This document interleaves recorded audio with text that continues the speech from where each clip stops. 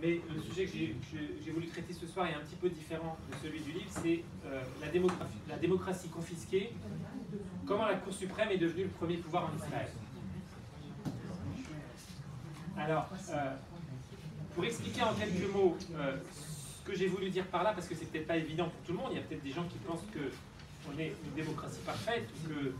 tout va bien dans le meilleur des mondes, mais je dirais que je vais vous citer quelques lignes d'un homme politique israélien que vous connaissez tous, sans vous dire qui c'est,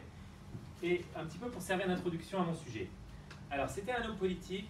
si vous voulez, pour jouer un peu aux devinettes, qui a fait l'objet d'une enquête il y a quelques années, de la part du conseiller juridique du gouvernement qui s'appelait à l'époque Meni Mazouz, qui est aujourd'hui un juge à la Cour suprême. Et donc cet homme politique avait dit,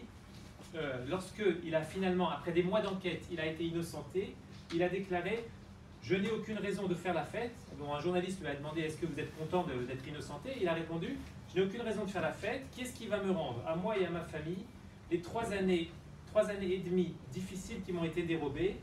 Comment pourrais-je faire la fête en sachant qu'il y a beaucoup de gens qui n'ont pas la capacité d'affronter un système judiciaire aussi vicieux ?» Voilà. Bon, il a dit ça évidemment en hébreu, j'ai traduit mot à mot. Et donc cet homme politique qui parlait du système judiciaire israélien comme un système vicieux, méchant, il s'appelle,